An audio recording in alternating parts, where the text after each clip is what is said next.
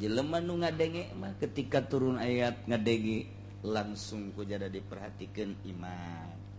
Ngadengekeun Kangjeng Nabi kemudian diperhatikan iman nurut.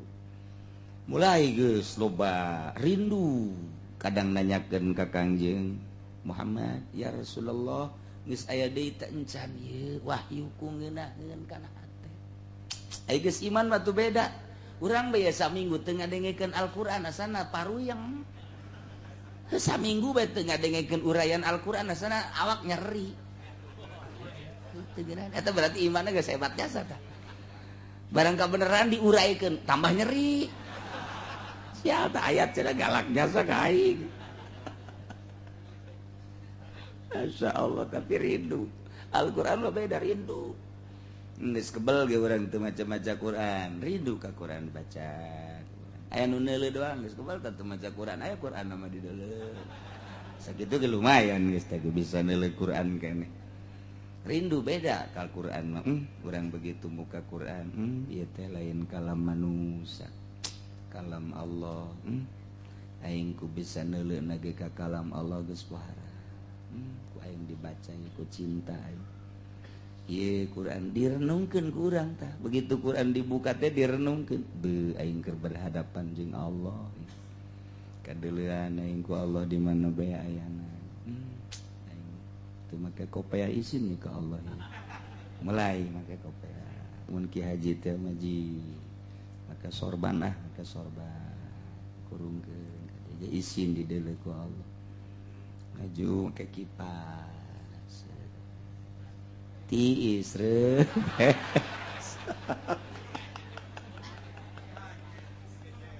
Sakoba majikan itu tadi kadang gereyang-gereyang paling ngaringkuk teh ka haji. Ya Allah. Hawa Al-Qur'an mah kos gitu. Maca Quran mah selembar. Berlanjut bersambung ke halaman sekan teangan set. Berlalu ke teangan set. Beres Quran. Baca Quran mah kakarak 2 ayat ge.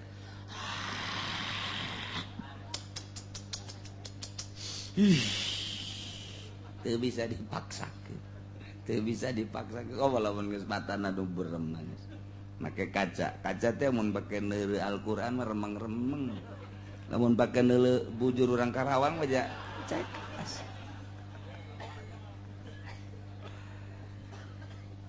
Innama yastajibul ladzina yasma'un.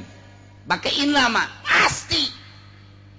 Moal henteu jelema nu ngadengekeun ka ayat-ayat Al-Qur'anul Karim nu ku anjeun didengungkeun Muhammad, disampaikeun Muhammad, jelema-jelema nu ngadenge terus nyana narima, berpikir maham iman, mukmin. Jadi jelema anu mukmin mah ngadengekeun ka anjeun teh Muhammad. Ari nu teu ngadengekeun, nu teu ngadengekeun mah kafir. Bahasana Al-Quran nyebutkan ka kafir teh ya iya wal mauta yab'atsuhumullah. Bahasa Gusti Allah ka jelema-jelema kafir mah geus teu dingding haling deui bahasana ge wal mauta. Mauta teh jamatina mayyitun mauta fa'la liwasbin ka qatilin wa zamin. Jadi berarti mayitun mauta jelema-jelema anu pararaeh padahal mah harirup jelema nama tapi dianggap paeh bae. Kafir teh jelema nama hirup gararan tenggarara gah jasa tapi Al-Qur'an ngajelaskeun lantaran hirup teh kudu pugu atuh tapi jana teh nyahoeun ka pangeran horeng paeh sote mata hatena. Geus jelema anu paeh mata hatena kafir. Mamat, engke dihudangkeun ieu ku aing cak Allah.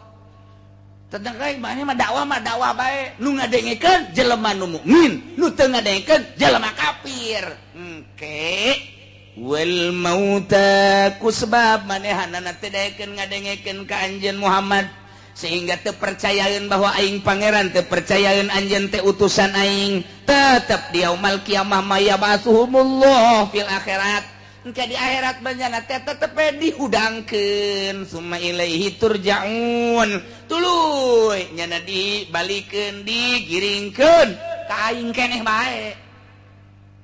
mukminin digiringkeun ke kaing diadili kapirin nu teu ngadekeun ka anjeun dihijikeun digiringkeun keneh bae sarua bae bakal dibuales payujazihim bi'amalihim kabeh bakal dibales atuh jang naon aing nyieun sorga jang naon aing nyieun neraka lamun nurut kabeh atuh kosong neraka iya atuh maneh mah hayu bae dakwah terus bae nu iman bere bagian sorga nu teu iman kafir heguan segala si seng-seng segala siang-siang melingseng eta geus ka ditu neraka berarti eta tah dakwah ngajeun mah dakwah ieu bahasa Gusti Allah ka jelema kafir teh wal mauta paeh sebab manusia teh kieu manusia ku ulama dibagi ti Kangjeng Nabi aya jelema aya rohan hirup ngaranna ta eta lamun kaluar rohna paeh ngaranna pang bagus-bagusna jelema nu paeh mah kubur ajeuna teh teu kudu dikubur ai betah mah los sapoe dua poe tilu poe coba salembur eta betaheun teh henteu ngantek lamun aya nu keur manggul mayit deuk ngubur urang kudu hormat naon sebabna alhamdulillah aya nu nguburkeun mun eueuh nu ngubur ieu lembur kumaha dua poe bae coba ge angin geus ambalaya jelema teh beda jeung hewan bae nu teu ngadahar sangu bauna bau bentek jasa bage kotok bae geus ambreng-ambrengan kobo makomo komo jelema lantaran ngadahar sangu beda nu mantak nu beuki jasa sangu moal kebel teh jelema bertahan haju bau bae tapi lamun teu ngadahar sangu angel beda tapi lamun ngadahar sangu ge ahli maca Quran ahli zikir moal bau moal henteu dahar ge tilok maca Quran bentek tetep bae bentek bae dah jelema eueuh rohan paeh ngaranna kubur bagae atur di kubur aya aturan-aturanna aya jelema teh aya rohan kuari mah hirup berarti ngan teu boga akal edan ngaranna rantai kudu disiapkeun ieu mah hirup lantaran aya rohan ngan eueuh akalan edan ngaranna geus lamun edan teu boga kumaha pikiran teu boga pikiran kumaha teu boga akal ngaranna ge atuh kadang-kadang nyana make calana pendek bae bobogoanana guluntang galantung deres anu lalaki mamun aya nu awewe tetep make calana pan keomna doang nu tersepi urang di jalan aya nu edan awewe teu make calana eta wan bobogaanna ih teh si budak pentas si budak neuleukeunna blonde coba nah aya tah ngan eueuh akalan edan ngaranna majnun aya kuari mah roh aya akal aya ngan akalna teu digunakeun kana bener yakni akalna ieu adalah itu eueuh imanan akalna teu aya imanan ieu mah ye kafir mauta tangaranna tah nu kos kitu nah ieu lah hirup lantaran aya rohan aya akalan aya ngan akalna eueuh imanan ieu lah wal mauta yab'atsuhumullah maut teh eueuh iman aya iman teh aya imanan aya ieu mah aya iman ngan imanna leutik imanna saeutik padu nyaho doang pangeran Allah pangeran teh Allah kangjeng Rasul kangjeng Nabi teh Rasul Allah nyada teh nyaritakeun nyada teh tabligh nyana ngembangkeun syariat tapi salat henteu puasa henteu zakat henteu haji ora gelem haji engke wedi ku naik pesawat teh wedi wede ora ana jalane kok tiasa miber iku sieun ora gelem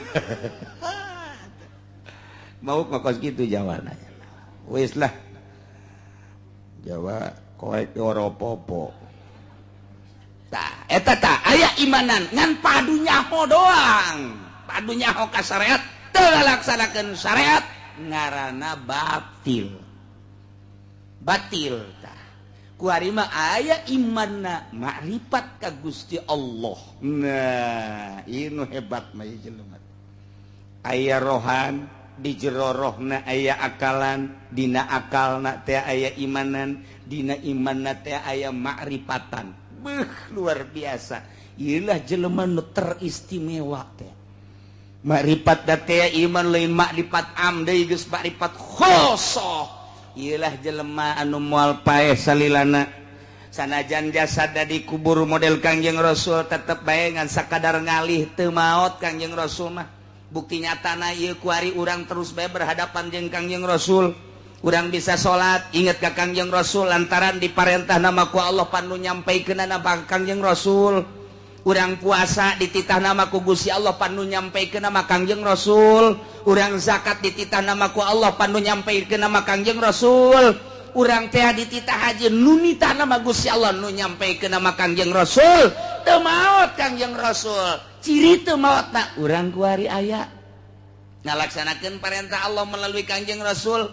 Aya hadis da Bukhari jeung Muslim, Sunan Abu Daud, Sunan Nasai, Ibnu Majah dan lain sebagainya ucapan Kangjeng Rasul geus dibukukeun apa maot nya teu diuraykeun ku para ulama madzhabul arba'ah Imam Syafi'i, Imam Hanafi, Imam Hambali, Imam Maliki araya kabeh. Teu pernah urang mah amprok jeung nu ari itu kuari diteruskeun ku para ulama-ulama. Imam Nawawi, kemudian Ibnu Hajar, Imam Romli, kabelah dieuna Syekh Nawawi Tanara, can kazamanan teu kazamanan. Kuari ulama ulama nu kuari ieu adalah penerus Kangjeng Nabi Muhammad sallallahu alaihi wasallam. Ngan haju ngagelok asup Golkar. Macet di dinya teu kadeuleu Kangjeng Rasulna nu kadeuleuna atutna. Nu kadeuleu Abu Rijalna. Nah ieu penghalang hijab. Ngalo lagi tuh nya. Aduh. Penerus Kangjeng Nabi macet lantaran ngajukeun proposal. Macet ieu penerus Kangjeng Nabi teu layak cek Kangjeng Nabi sia kunaon gigituanan. Ci aing mah teu ditasian nyieun proposal cek Kangjeng Nabi ja aing mah nitah ge hayu ngalanjutkeun ieu ilmu Allah. Lantaran Kangjeng Nabi mah Kangjeng Nabi ieu teu ngawariskeun harta, ngawariskeun ge ilmu. Al ulama warasatul anbiya. Bungaheun nyana barang neuleuh ka Indonesia. Masya Allah di Cisoka loba jasa kiai nuhun cek Kangjeng Nabi. Di Belaraja loba kiai alhamdulillah cek Kangjeng Nabi. Apa teu ngalayang Kangjeng Nabi ngalayang. Da teu maot Kangjeng Nabi mah.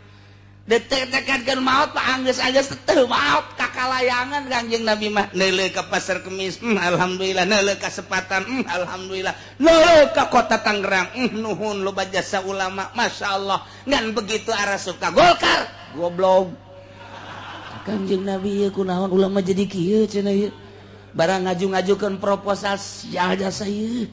Ieu aing mah teu nitah kos kitu teu nitah, aing mah nitah ge ikhlas. Pandina Al-Quran wa ma khalaqtul jinna wal insa illa liya'budun kabelah dituna mukhlishina lahud din ulah haju kos kikituanan. Kangjeng Nabi neuleukeun bae wah ieu aya kiai nu deuk asup Golkar ieu teu beres si kiai teu beres tunggu tanggal mainna ieu nu geus ge geus alalambruk hancur ieu deui ngamulaian ieu ya Allah ya Rabbi cek Kangjeng Nabi eta almanak jaki kuloba di hareupeun imahna je pan haju nge-SMS-an babaturanana emang gitu-gitu pod ye pan jadi kieu atuh Kangjeng Nabi ngalayang aduh gideug bae gideug barang neuleuh ka Cisoka di dinya aya deui nu ngaju-ngajukeun proposal gideug bae lain teu bisa ngaji ieu budak bisa keamanatan ilmu ngan teu kuat di budak batinna. Dileuh ka Belaraja waduh jadi kos kieu moal beres si agama ieu. Kangjeng Nabi kakalayangan lamun urang teu nekadkeun kakalayangan neuleuhan ka urang eta ngagelok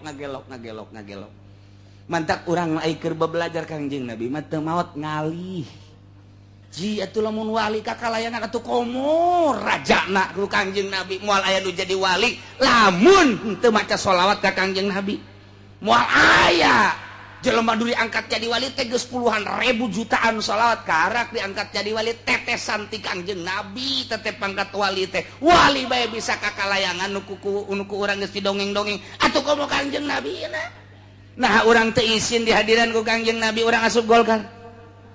Apa izin teh apa orang ieu kakalayangan Kangjeng Nabi dihareupeun urang teh keur aya dideulekeun urang teh ngajukeun proposal. Gideug Kangjeng Nabi pan moal didoakeun ku Kangjeng Nabi.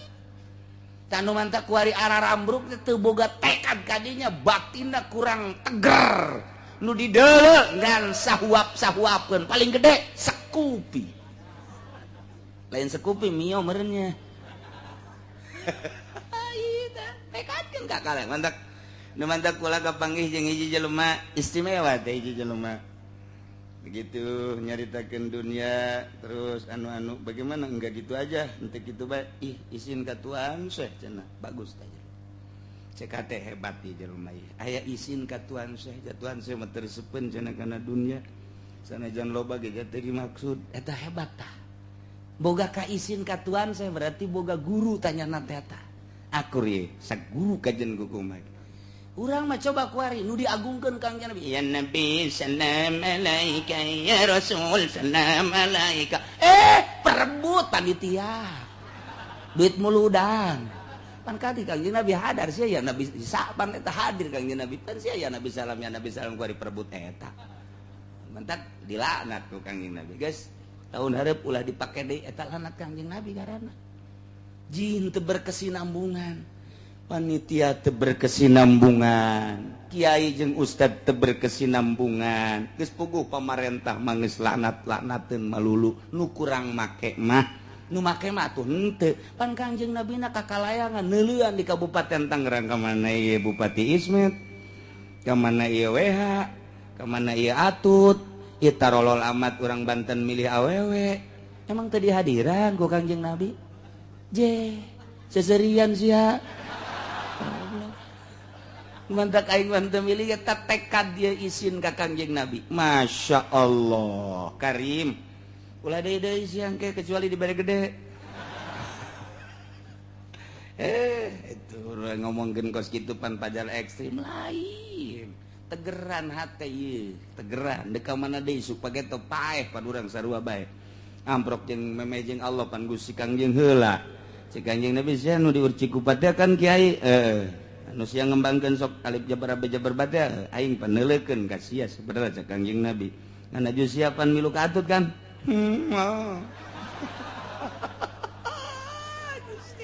eta urang tinggal di akhirat dikitu-kitu ulah ku Allah ku Kangjeng batu izin ji kunaon teu boga pikiran kadinya ieu tadi tah jasad aya rohan hirup ngan eueuh akalan edan akalna aya ngan kuari mah akalna teh eueuh imanan nah ieu adalah kafir iman mah aya ngan imanna teu sampurna batil sampurna teu sampurna iman teh leuwih teu sampurna jasa buaya jasa doi ngaranna percuma boga akal ge nah kuari aya imanan tur imanna makrifat khoso ieu nu jempol mah. Waduh nu Kangjeng Nabi ge ngalayat terus kadinya teruskeun jang teruskeun cak Kangjeng Nabi didoakeun ku kaula sebagai nabi geus teu kudu didoakeun ku sasa cukup ku Kangjeng Nabi ge asal urang maca shalawat nyambung ka Kangjeng Nabi shalawat anjeun datang ka kaula kula nyaba ka anjeun teruskeun ulah sok kabita ku Golkar ulah kabita ku P3 ulah padewita ku partai-partai mah lain Golkar bae termasuk kana nu kos kitu proposal ulah dijamin ku Allah Kangjeng Nabi nu ngadoakeunana masyaallah kudu teu boga tekad kos kitu atuh izin geus balikeun deui tah mah nu geus bae nu encan mah atuh nyieun deui beuki jero bae ulah nah ieu nu mantak disebutkeun mauta kitu rangkaianana sakali deui jasad rohan paeh kubur aya rohan akalan edan aya akalan ngan akalna imanan kafir aya imanan ngan imanna teh leutik ieu mah teu ngalaksanakeun syariat batil aya ieu mah iman mah boro-borona naon ngadengekeun henteu naon teh ngan imanna iman turunan doi aya imanna makrifat khosoh ieulah ulama warasatul anbiya waliyun min auliyail lah hesetan yang anu kos kitu numentak Al-Qur'an lantang ngajelaskeun wal mauta ari pirang-pirang kafir nu pararae hatena ari awakna mah seterek dedeg pangadegna luar biasa sehat kabina-bina ngelehkeun batur di delela luis dage pohara tapi Quran dek nu luis dek nu tuluis nu bule nu hideung anu koneng sarua bae digebotkeun kabeh paeh teh mata hatena mukminin nu ijabah ka anjeun kafirin nu paeh hatena teu gadegekeun ka anjeun tatap jaga di akhirat mah Muhammad ya ba'atsuhumullah dihudangkeun dibalos summa ilaihi jaun dibalikeun ka aing kabeh wa qalu laula nuzila alaihi ayatun mir rabbi cek kupar-kupar maka Muhammad ai terus bae mah anjeun teu eureun-eureun dakwah teh nyampekeun di salah anjeun aing geus pengeng ceuli aing geus korek ceuli aing sia terus bae Muhammad geus kieu atuh aing mah aya pamenta coba laula unzila alaihi ayatun min rabbi coba turunkeun ayat janu baheula ge Kangjeng Nabi Saleh dibere onta Kangjeng Nabi Musa dibere tungked Kangjeng Nabi Isa dibere rampadan turun ti langit coba anjeun atuh coba tah hayang nu kadeuleu langsung tah coba ayat teh mukjizat teh aing kadeuleu kitu mah pangeunahkeun imanna ieu mah bacaan Quran malulu Quran kamari menta turun mukjizat dibere Al-Qur'an geus turun Al-Qur'an menta deui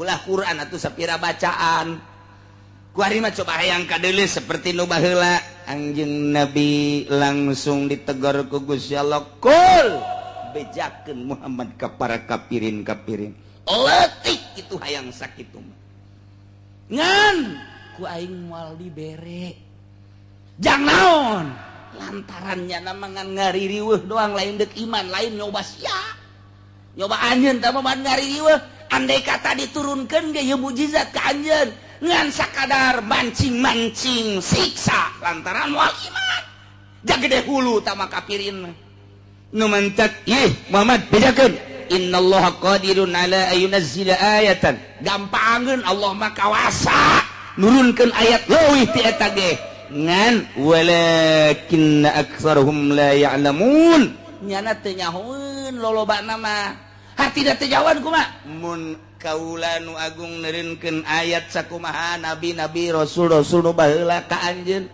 sakumaha pamenta kafir-kafir Mekah haju nyana ngan ngaririu doang haju teu percaya ka anjeun pan eta teh bakalna ngundang siksa pan aing moal teu nyiksa teh pan teu nyahoeun teh jada teh kos kitu teh eta teh undangan siksa mun haju iman bener tapi lamun teu iman hanas turun mukjizat kaistimewaan diturunkeun dibikeun kadeuleu ku nyana tapi nyana teu iman pan eta teh ngundang siksa moal teu ku aing disiksa ngan nyana teu nyahoeun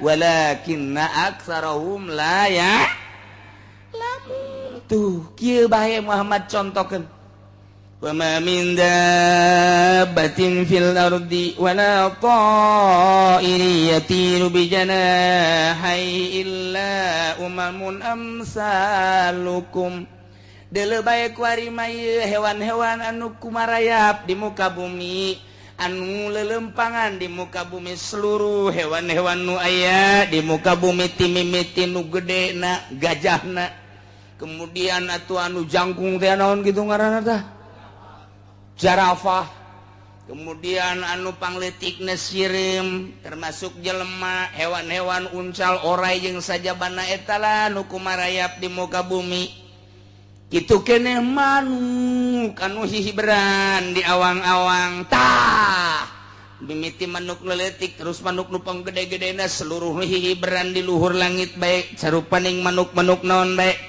eta teh pati-pati hewan nu kumarayap kumandang di muka bumi di luhur bumi jeung nu hibran di awang-awang eta teh illa umamul amsalukum eta teh umat-umat nu sarua jeung aranjeun kabeh bejakeun sarua ndek naon hayang mukjizat naon deui eta ge manuk mukjizat kakawasan aing paneta teh deuleu ku sia bejakeun ka kafir tuh manuk saha nu ngahibarkeun tuh orai saha nu ngalempangkeun sia ge termasuk saha nu ngalempangkeun paneta teh aing ndek minta mukjizat naon deui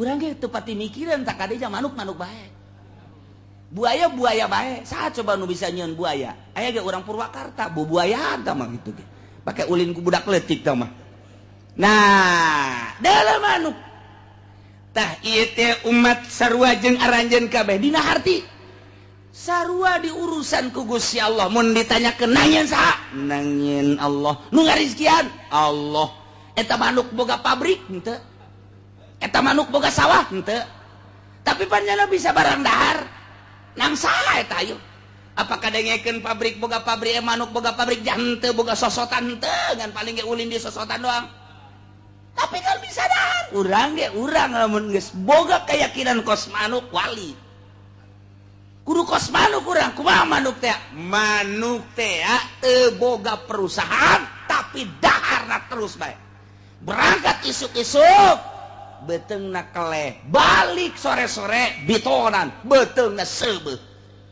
eta ilmu wali nah eta bejakeun ka kafirin nang saha eta teu kudu mukjizat nu hese-hese bejakeun eta sirem nang saha nyieun eta orai nang saha nyieun kotok nang saha nyieun kotok teh lemes tah kotok oh mun kadengeun ku urang Bandung mah waduh kotok ayam eta bebek Persi nang saha nyieun eta hese-hese amat dengan mukjizat hese-hese amat dengan mukjizat bejakeun di urusan ku aing sarua jeung nyana mimiti diayakeun eta hewan-hewan sarua jeung manusia di rizkian sarua jeung manusia engke di akhirat digiring sarua jeung manusia kuari aya kebo dongkol jeung kebo anu petot ngadu eleh nu petot nu dongkol engke dihadirkeun nu petot engke dihadirkeun tetep bae di sidang geus beres di sidang kakarak kulu turoban jadi lebu anjeun di sidang heula embe jeung embe ngadu mana nu eleh diadukeun deui ka ku Gusti Allah teh engke kakarak geus beres jadilah maneh lebu kabeh di sidang boro-boro manungsa cacakan hewan ge ieu tetep bae diadili ku Gusti Allah tah mejakeun deuk bayang mukjizat naon deui eta ge geus cukup mejakeun asyaallah karim tapi ieu berahasiaan nu luar biasa cek Imam Qurtubi lain sambarangan Gusti Allah teh keur nyaritakeun ka bangkarawa ka bangkawarahan kafir teu ngadenge kana karisalahan Kangjeng Nabi teu ngadenge kana mukjizat Kangjeng Nabi buang kawarahna nu luar biasa ieu kafir teh tapi kunaon ka dieu nyontohan menta mukjizat eta ku hewan ieu teh aya rahasiaan kajen ku kumaha ge endahan jawaban Gusti Allah wa ma min dabbatin fil ardi wala ta'irin yatiru bi janahihi illa umamun amsalukum ma farratna fil kitab teu pernah ninggalkeun kaula saeutik oge di Lauhil Mahfuz min syai saeutik oge sugan aya hiji sireum nu teu katuliskeun di Lauhil Mahfuzna sugan aya hiji tuba nu teu katuliskeun di Lauhil Mahfuzna moal aya ka tuba aya tulisanana tu komo Abu Jahal mah kabeh aya ieu tah dina Al-Qur'an geus dijelaskeun ma farratna anu ditinggalkeun ku kula saeutik ode min syai bahasana ge make min syai sai teh isim nakiroh eta umum berarti peuting bede kanu leutik eueuh anu tinggalin bilagah jasa tah eta eueuh nu tinggalin eueuh hiji sireum nu teu katuliskeun di Lauhil Mahfuz eueuh hiji cangkas nu katuliskeun teu katuliskeun di Lauhil Mahfuz eueuh hiji orai nu teu katuliskeun di Lauhil Mahfuz moal aya mata kurang keur cicing bae aju kemudian kadatangan sireum nyocok urang eta geus aya tulisanna di Lauhil Mahfuz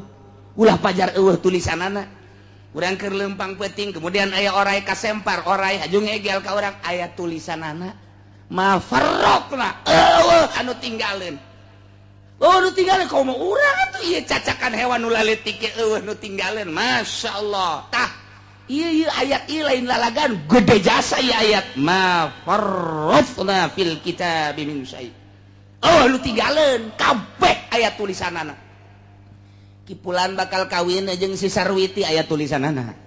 Si Sarwiti bakal ngamuk haju ditinggalkeun kawin deui jeung Sarbona aya tulisanana. Sarbona ge ieu teu boga anak ditinggalkeun deui ieu kawin deui jeung si Sar. Tulisanana geus aya teh lu batak teu kudu ngarasulah ka Gusti kabeh ge janang Gusti ma farratna. Tapi ya Gusti Allah make nyontohan make hewan aya naon rahasiana horenganan manusia teh berkarakter hewan. Manusia teh aya nu berkarakter maung, manusia aya berkarakter gajah, manusia aya nu berkarakter kuda, manusia aya nu berkarakter buaya, manusia aya nu berkarakter anjing, manusia aya nu berkarakter babi, manusia aya nu berkarakter bebek, manusia aya nu karakter hayam. Ieu kabeh horeng nu mantak di dieu Gusti Allah ngajelaskeun mukjizat make hewan-hewan. Horeng manusia teh aya karakter-karakter. Mun kukula dibahas sesuai jeung Imam Qurtubi pembahasanana nu kos kumaha karakter maung, nu kos kumaha karakter gajah, nu kos kumaha karakter babi, nu kos kumaha karakter anjing, nu kos kumaha karakter orai. Ieu kabeh asana ayaan. Ayaan kabeh ge ieu. Nu mantak eta teh hakikatna mah ieu. Urang mun jadi ulama, urang mun jadi wali. Misalnya orang dijadikan ulama, dijadikan wali. Ya alamu, ya aulia Allah. Kudunya ho anjeun wahai para wali-wali Allah. Hakikatna mah anjeun keur babarengan jeung anjing. Hakikatna mah anjeun keur babarengan jeung babi. Hakikatna mah anjeun keur babarengan jeung maung. Hakikatna mah anjeun keur babarengan jeung gajah. Tiga di deuleu bae lantaran wali mah nyahoeun dibere tak hakikatan kitu. Lirik. Nyana teh kakatu, waduh, aya buaya darat.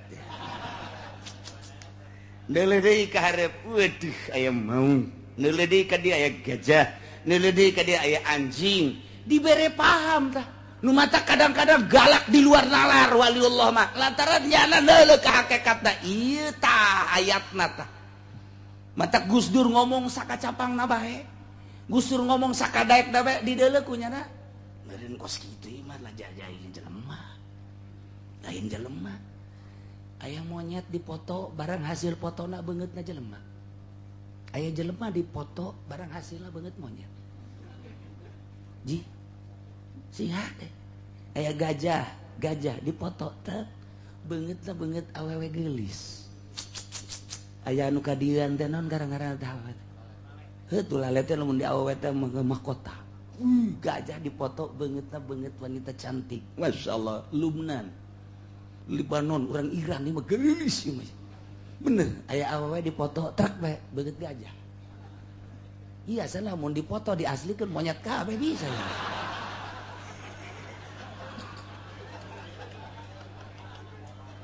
Masyaallah. Ji, atuh nu sok kukula didongengkeun Mama Sobari. Mama Sobari dek ka Mekah sasalaman kabehan tek lalaki awe beres sasalaman nyana salat.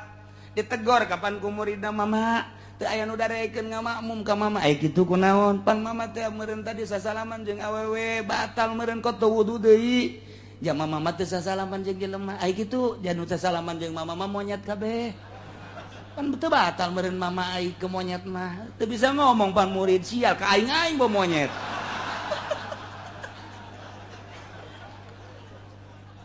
Iya tugas lain deui wali Allah mah mantak murikak bulurang jeung wali Allah sing hade jeung waliullah mah emang kumaha kitu lain sambarangan nyana teh anu mantak diangkat jadi wali geus eueuh nafsuan lamun masih kana aya nafsuan moal diangkat jadi wali ketika nyana geus eueuh nafsuan nafsul ammaratu bisu'i nafsul lawamah geus eueuhan nu aya teh nafsul radiyah nafsul kamilah nafsul mardiyah eta teh bisa kadeuleuh karakter-karakter jelema ketika menghadapi bupati bawa kadeuleuh nama eta teh maung ketika jeung polisi bawa eta teh buaya rekeban jelema bae caplok sia teh geus eta mah dibere kaleulewihan ku Gusti Allah jangan ge teu sadar jeung ngomong kitu teh berhadapan jeung lurah wah iya kuya asana ieu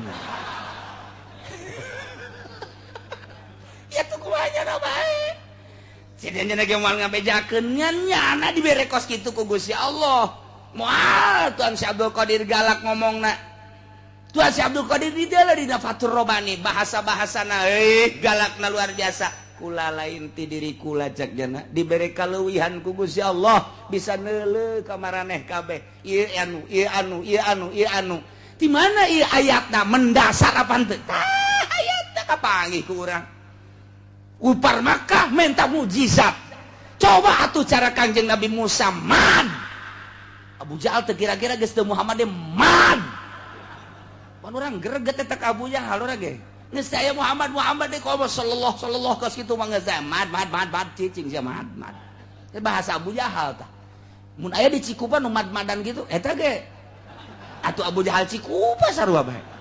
Masya Allah. Coba tuh datangkan. Coba ka dieu mukjizat cara nu baheula kana qati wal 'asa wal ma'idah. Tapi Allah merena wa ma min dabbatin fil ardi wala ta'iri yatiru bi janahi illa umamun amsalukum. Di samping mukjizat kurang kumaha hewan-hewan nu kumalandang di alam dunia nu halali berdi awang-awang horenganan di samping nyontoan mukjizat kurang kumaha horenganan manusia teh berkarakter hewan nu mantak ilmu ya aulia Allah ilmu ya ulama sing hades sebab anjeun hirup di tengah-tengah masyarakat horenganan lain jeung jelema hati-hati maneh teh sebab jeung maung hati-hati anjeun sebab jeung kuda hati-hati anjeun sebab ngahiji jeung orai hati-hati anjeun sebab ngahiji jeung buaya hati-hati anjeun sebab ngahiji jeung hewan-hewan tah nu mantak waliullah tarik mundur can saatna ngomong cici teu sembarangan ngomong iraha kudu ngomong henteu sembarangan nah ieulah kuari teh kuari lamun dibuktikeun meureun ieu karakterna wallahu a'lam tapi lain nu di majelis ya nu dihandap bentang ka Ambon lah lamun waliullah nu pernah datang ke Abah teh nu urang Palembang datang ka dieu terus ditanya ku Abah, ieu naik naon ieu? Kula mah leumpang bae cenah ti irahat ya anu. Kula mah cenah begitu datang ka Merak teu pernah salat di masjid. Ai kitu kunaon? Neuleuh masjid pinuh ku tai kabeh. Kadedengekeun teh ceuli, pinuh ku tai kabeh. Mushola masjid pinuh ku tai kabeh. Mantap kula mah salat teh lah di dieu bae sisi jalan sakeun.